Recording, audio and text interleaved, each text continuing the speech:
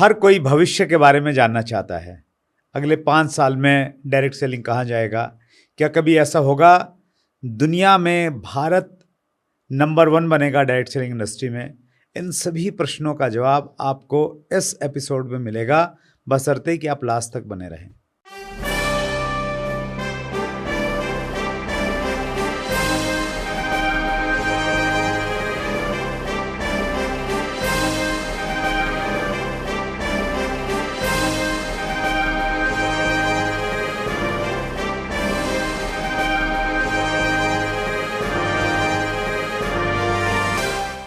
दोस्तों नमस्कार, आदाब, सत श्री अकाल। चैट विद सुरेंद्र वत्स के नए एपिसोड में आप सबका बहुत बहुत स्वागत है। आज हमारे मेहमान एक ऐसी पर्सनैलिटी हैं जो पिछली 24 सालों से डायरेक्ट सेलिंग की सेवाएं कर रहे हैं और डायरेक्ट सेलिंग का जो प्रारूप आज देख पा रहे हैं।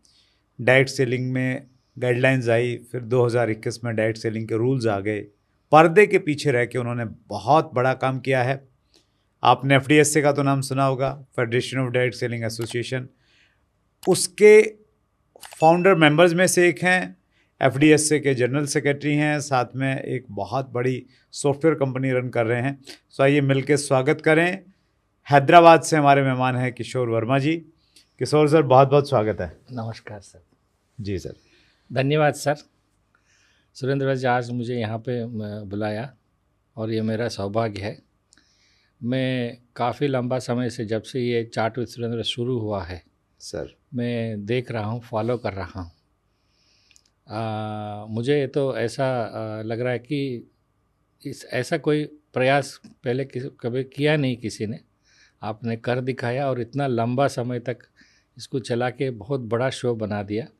मैं आपको कंग्रेचुलेट करता हूँ सर। और ये बहुत सारे लोगों के लिए इंस्पिरेशन भी बना है। बहुत बहुत धन्यवाद sir. Thank you so much sir. आपने ये बोल के कि आप हमारे शो को देखते हैं, हाँ जी, हमारी मार्केट वैल्यू बढ़ा दी सर आपने। नहीं सर, हर शो में कोई ना कोई टेक होम होता है, क्योंकि जितने भी यहाँ पे आ रहे हैं और सारे डायरेक्ट सेलिंग में कुछ ना कुछ योगदान किया है। अपना अपना एक्सपीरियंस जो है बाकी लोगों के लिए एक रेडी नॉलेज है। डूस एंड डोंट्स समझिए या इंस्पिरेशन समझिए, एक मोटिवेशन समझिए। तो हर शो में कोई ना कोई कुछ चीज़ें सीखने को हो रहा है sir. Thank you so much. ये आपका सारे टीम को मैं धन्यवाद कहना चाहता हूँ। Thank you, congratulation. Thank you so much sir. Thank you. शुरुआत करते हैं सर आपकी पर्सनल लाइफ से, और फिर आपकी लाइफ में डायरेक्ट सेलिंग कैसे आ गया? सर मैं हैदराबाद से बिलोंग करता हूँ। मेरा एक्चुअली ग्रेजुएशन कॉमर्स साइड के हैं। उसके बाद मैंने IT डिप्लोमा किया था। फिर मेरा अपना डेस्टिनी, मेरी अपनी नौकरी, क्या प्रोफेशन, बहुत सारे ट्राई किया। तो उस ट्रायल में मेरे को जो सबसे पहला IT जॉब मिला है वो एक डायरेक्ट सेलिंग कंपनी था उस समय।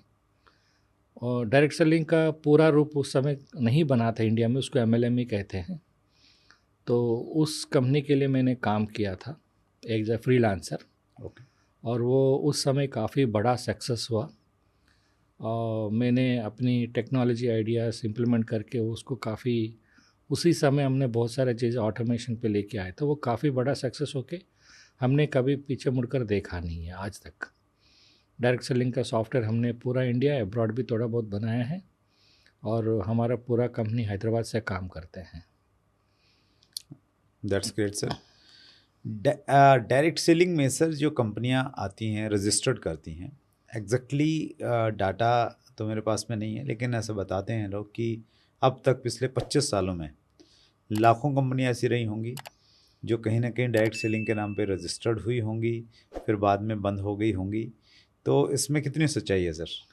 लाखों प्रैक्टिकल नहीं है सर, हज़ारों हो सकते हैं। ओके। क्योंकि जहाँ तक मैं जानता हूँ 2-3 हज़ार मैं मानता हूँ। जो मैं नहीं जानता हूँ हो सकते 15-20 हज़ार। लाखों गलत है, हज़ारों सही है। अच्छा, अगर हम एक फिगर पकड़ें सर, रफ 10,000 कंपनी हम माने, 10,000 कंपनी स्टार्ट हुई, आज वो नहीं है, क्या लगता है क्या वजह रही होगी? सर ऐसा है, पहले जब कोई कानून नहीं था, कोई नियम नहीं था और लोग मन मर्जी काम शुरू कर लेते हैं और बंद भी कर लेते हैं, क्योंकि वो सब शॉर्ट टर्म प्लेयर्स हैं। खुद को नहीं पता है कि इसका स्वरूप क्या है, तो उसको अपने को गिनना नहीं चाहिए सर। ओके।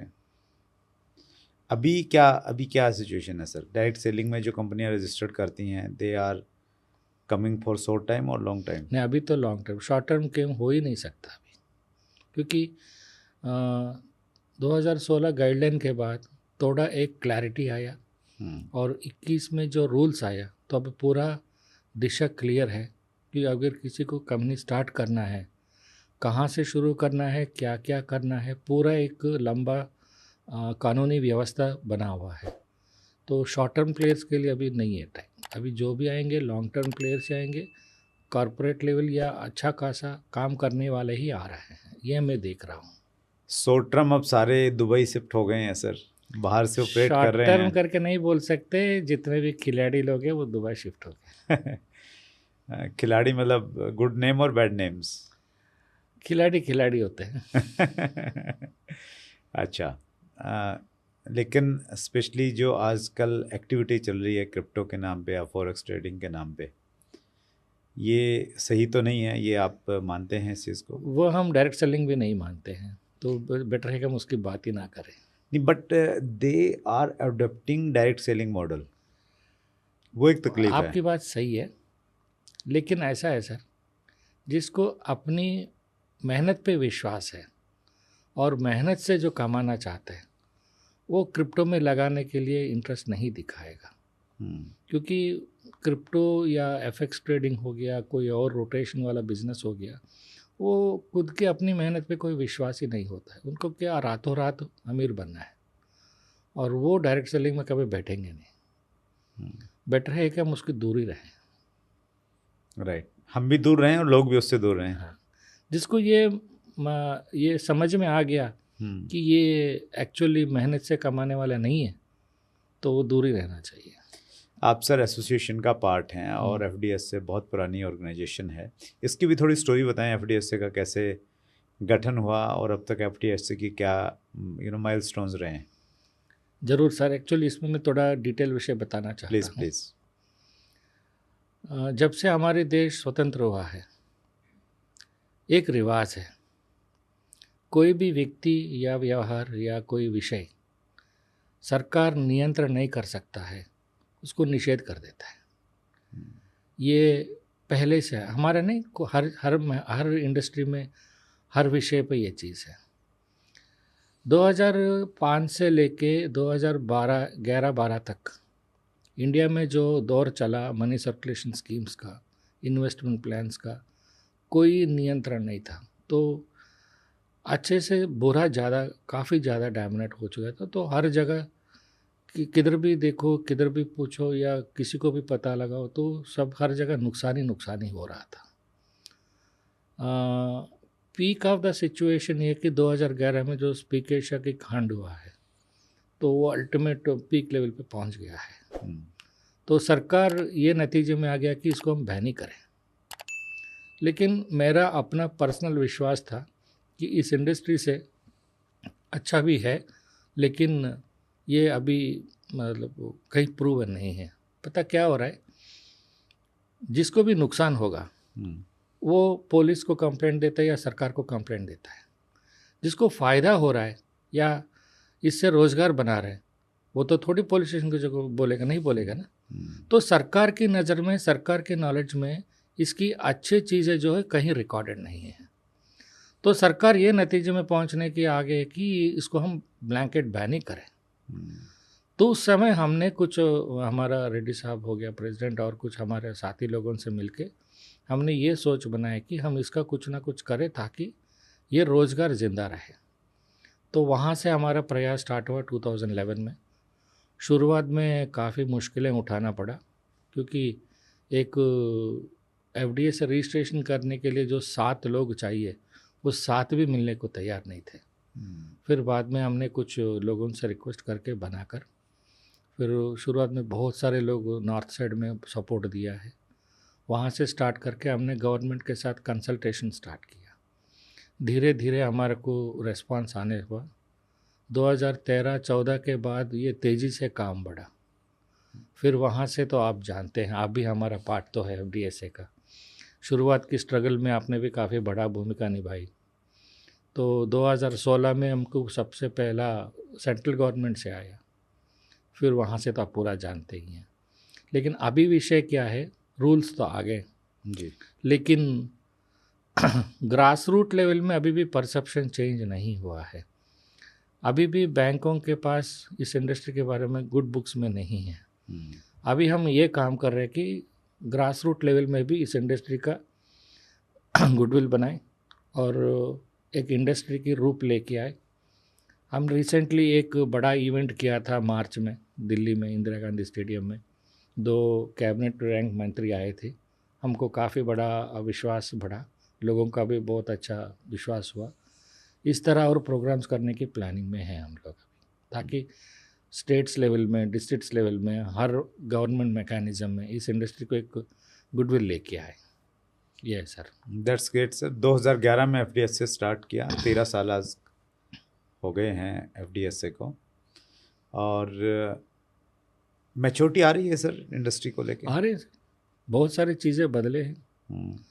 अभी क्वालिफाइड लोग भी आ रहे हैं, हाई लेवली प्लेस्ड प्रोफेशनल्स भी आ रहे हैं। अभी जो भी करना है नियमों के अनुसार करना है, और नो डाउट टेक्नोलॉजी भी हाई लेवल पे काम कर रहे हैं। सोशल मीडिया पे भी बहुत अच्छा प्लेटफॉर्म बने हुए हैं, उसमें से तो एक सबसे बड़ा आपने बनाया है। तो अगला 4-5 साल में और अच्छा होने वाला है।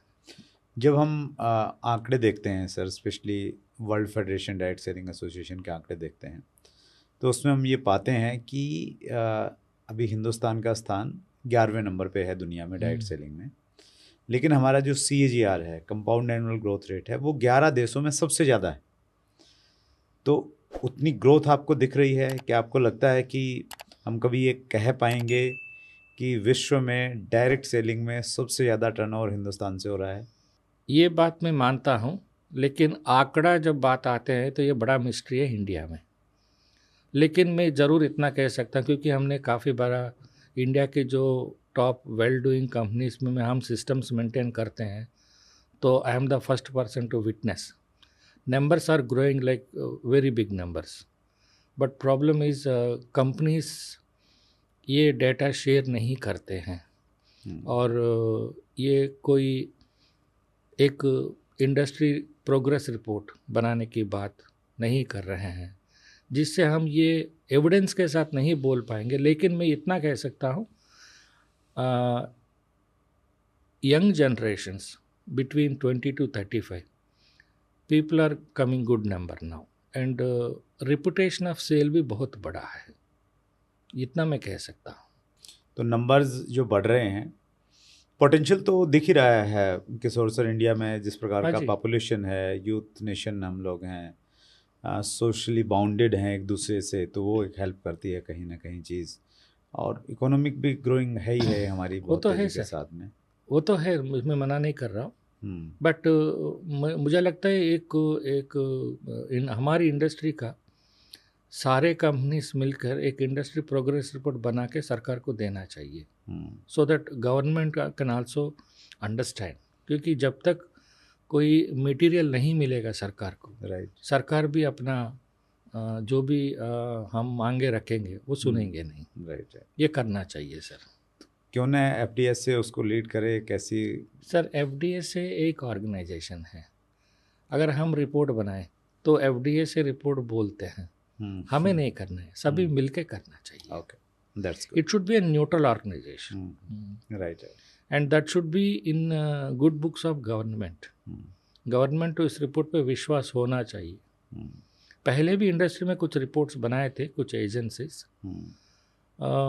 इस तरह प्रयास हम करना चाहिए अभी। That's good.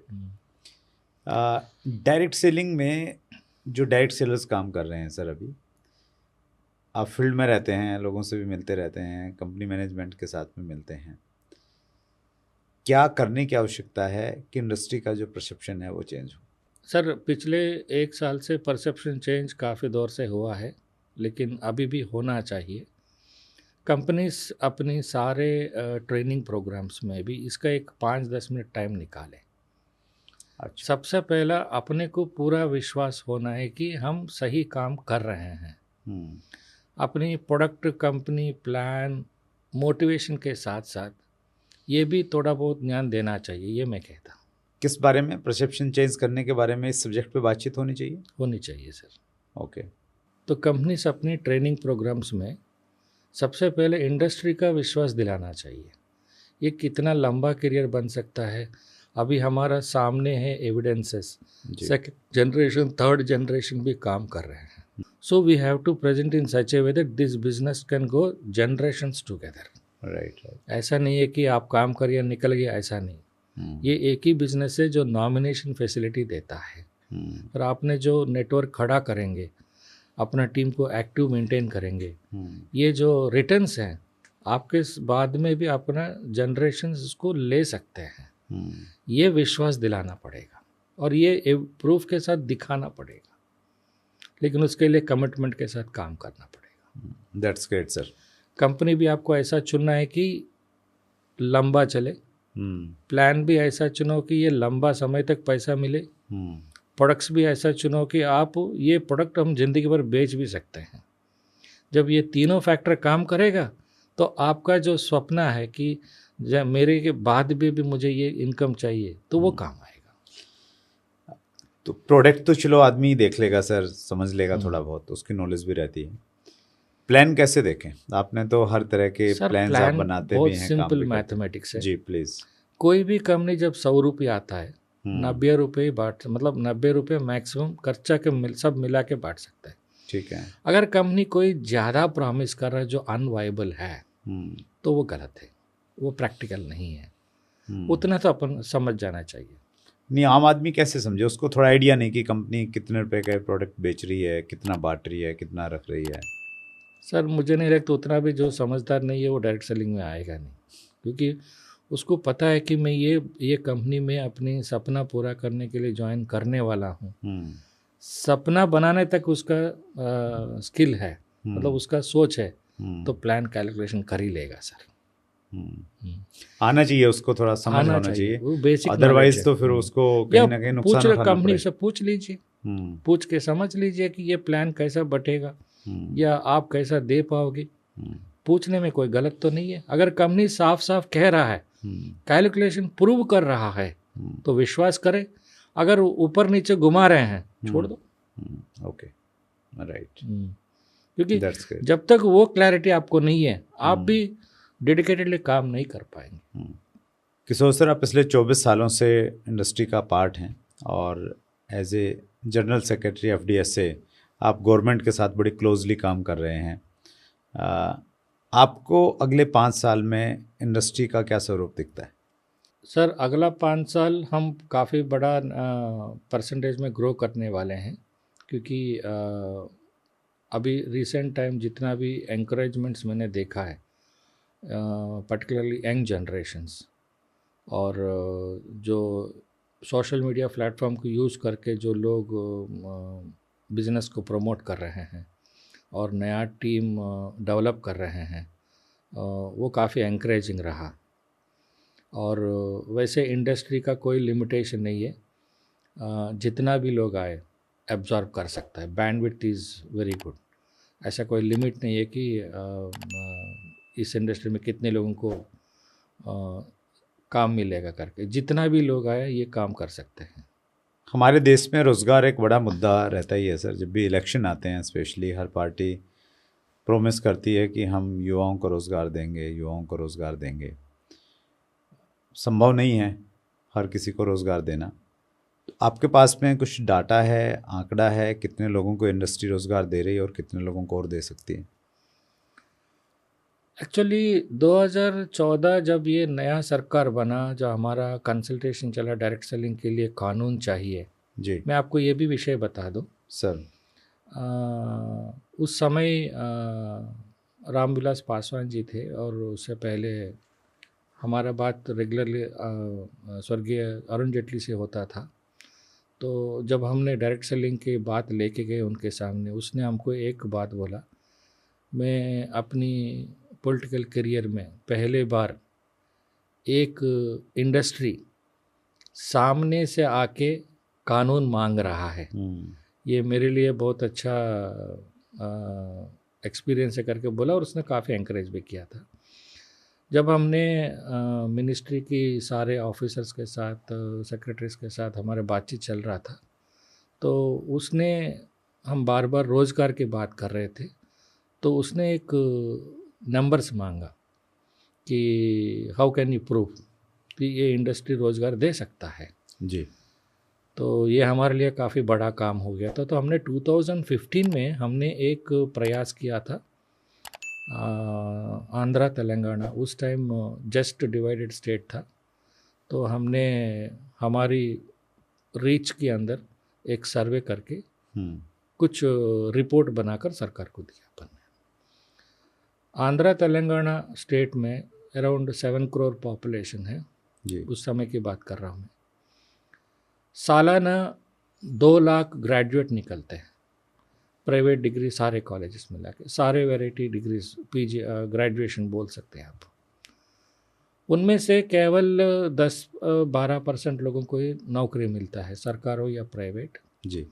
Around 25-30% people PG करने चले जाते हैं, और करीबन 50% लोग मतलब ग्रेजुएशन स्टॉप कर देते हैं, प्रिसाइजली लेडीज़ जो कि वो शादी में चले जाते हैं।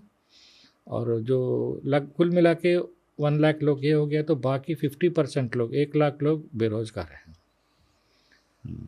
तो हमने हमारी जितना जानकार कंपनी है उस समय, वो सारे कंपनीज में आंध्रा तेलंगाना स्टेट से कितने लोग जोड़ रहे हैं जी। तो हमने इन्फॉर्मेशन निकाला, तो ये काफ़ी बड़ा है कि 30%, मतलब 2 लाख का 30%, 60,000 लोग इंडस्ट्री में आए हैं। तो ये काफ़ी बड़ा विषय, हमको भी सरप्राइजिंग लगा, और हमने यही रिपोर्ट मिनिस्ट्री को दिया। उसका नतीजा एक और वैल्यू एडिशन हुआ हमारा प्रयास का, 2016 में गाइडलाइन आने का, वो बहुत सपोर्ट भी दिया कि we could prove that this industry can absorb any number of people. That's great sir. Yes sir. तो जो 5 ट्रिलियन इकोनॉमी की बातचीत करते हैं मोदी जी, तो उसमें इंडस्ट्री का भी बड़ा, डाइट सेल इंडस्ट्री का बड़ा योगदान हो सकता है सर। ये सपना काफ़ी बड़ा है, और ये बहुत अच्छी बात है, क्योंकि हमारे लिए एक टारगेट है। ये सपना मोदी जी का नहीं है, पूरा देश का है। हमारा अपनी इंडस्ट्री से ज़रूर योगदान होना चाहिए सर, मैं भी ये विश्वास करता हूँ। That's great sir. आप जैसे समर्पित साथी इस इंडस्ट्री को आगे बढ़ा रहे हैं। देखिए किशोर जी, आपका रोल बहुत इम्पोर्टेंट रहा है इंडस्ट्री में। मैंने तो बड़ी नज़दीक से देखा है कि किस प्रकार आप चीज़ों को कोऑर्डिनेट करते हैं। डायरेक्ट सेलिंग की जो गाइडलाइंस आई उसमें FDSA ने और आपकी लीडरशिप में किस प्रकार का काम हुआ, लेकिन पर्दे के पीछे काम करने वाले लोग पर्दे पे दिखते नहीं हैं सर। आप बहुत अच्छा काम कर रहे हैं। आपका काम उस रूप में है कि जैसे माला में फूल तो सबको दिखते हैं, लेकिन धागा किसी को दिखाई नहीं देता है, लेकिन फिर भी आप पूरी शिद्दत के साथ में काम कर रहे हैं। ये हमारा सौभाग्य है कि आज आप हमारे बीच में आए और आपके अनुभवों को हम लोगों तक ला पाए। सो आगे बहुत लंबा जाना है सर, इंडिया को नंबर 1 लेके जाना है। ये मेरा ही सपना नहीं है, ये बहुत सारे लोगों का सपना है, क्योंकि हमारे अंदर वो पोटेंशियल है। लास्ट में कुछ कहना चाहेंगे? नहीं सर, बहुत बहुत धन्यवाद, आप मेरे को ये मौका दिया। एक्चुअली मुझे आदत नहीं है कैमरे के सामने या पब्लिक में बात करने का, अभी अभी थोड़ा सीख रहा हूँ। मेरे से कोई गलती हो गया तो माफ़ कर देना। और हमारे व्यूअरशिप से भी यही रिक्वेस्ट है, अगर मैंने कुछ सही नहीं बोला तो माफ़ कर देना। और अदरवाइज़ सपना आपका, हमारा सभी का वही सपना है सर, क्योंकि डायरेक्ट सेलिंग एक व्यापार ऐसा है, इंडस्ट्री, कि ये अपने साथ साथ सभी का भला चाहता है, क्योंकि सबका सक्सेस अपनी टीम का सक्सेस में ही इन्वॉल्व है। हम किसी को अवॉइड करके या दबा के सक्सेस नहीं पा सकता है। It's a collective success. इस तरह और भी बहुत सारे चीज़ें मेरे को इस इंडस्ट्री ने पकड़ कर रखा है। और मैं आपको ये भी कह सकता हूँ, मैं इस इंडस्ट्री में बाय चॉइस नहीं आया, लेकिन आने के बाद मैं अपना चॉइस बना लिया है। और I am very happy sir. Thank you very much. Thank you. Thank you Kishore sir. So ये थे किशोर वर्मा जी, पिछले 24 सालों से कई रूपों में डायरेक्ट सेलिंग की सेवा कर रहे हैं। बहुत महत्वपूर्ण रोल है इंडस्ट्री को यहाँ तक लाने में किशोर वर्मा जी का, federation of direct selling association का, जिसके वो जनरल सेक्रेटरी हैं। इसी प्रकार से डायरेक्ट सेलिंग की बड़ी बड़ी पर्सनैलिटियों को हम लाने का प्रयास कर रहे हैं। आप किनसे मिलना चाहते हैं उनके नाम नीचे कमेंट्स में लिखिए, और अगले मंगलवार को रात्रि 8 बजे फिर एक बड़ी शख्सियत से मुलाकात होगी। अपना ख्याल रखिएगा। बहुत बहुत धन्यवाद।